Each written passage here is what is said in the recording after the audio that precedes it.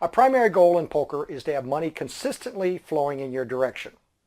Although an obvious statement, analyzing and making decisions based on sound equity concepts are key to ensuring that this occurs. Situation equity. This is the equity gained when you can identify and exploit a situation. Much of playing good poker is about playing the player and playing the situation. Good situations are a lot more common than good cards. Taking advantage of them is essential to building large chip stacks. Here are some things to consider. Determine the types of players you're up against at the table. Observe betting, calling, raising, and folding patterns. Keep alert for well-disguised opportunities, scary flops when you are in position, when other players show little interest in the pot, other good situations. Here's an example of a well-disguised opportunity in a good situation. You are on the button with 90,000 in chips. Villain is a loose aggressive player who won't back down easily in the small blind.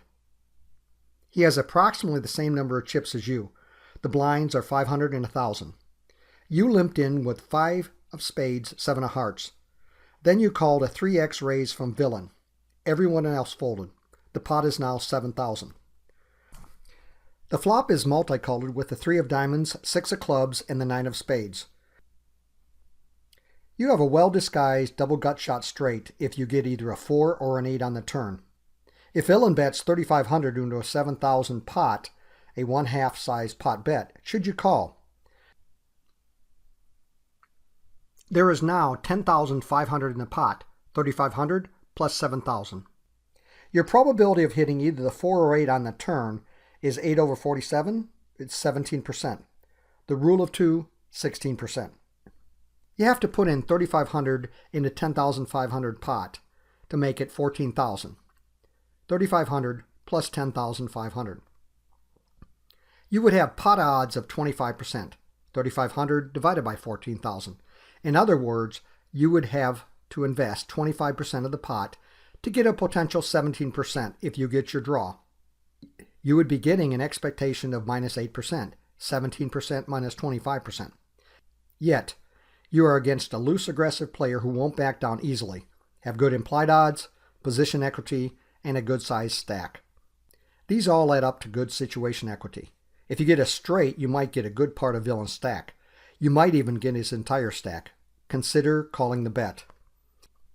Like fold and position equity, it is difficult to quantify exactly how much situation equity is worth. Nevertheless, it is significant, and pardon the pun, it all depends on the situation. This is an important note. When Villain made a 50% bet, it looked like a relatively big bet for you to call with only 8 outs. It would be easy to think, first impression, that you have bad pot and implied odds. However, doing the math shows otherwise. Since Villain bet 50% of the pot, 3,500 in a 7,000 pot, it is now 150% of what it originally was. 10,500 divided by 7,000 equals 150%. If you call the bet, the pot is now 200% of the original amount. 10,500 plus 3,500 equals 14,000. Your call has 25% equity of the final pot, 3,500 divided by 14,000. Also, Villain's original bet of 3,500 is now 25% equity of the final pot. Determining your pot odds and approximating your implied odds is important so you don't lay down a hand too soon when you have reasonable equity to call a bet, especially when you have a good situation. And finally, hand equity, fold equity, position equity, and situation equity are all important principal concepts that can be used to grow larger chip stacks.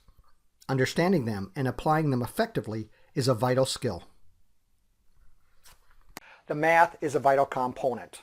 However, it isn't the only one.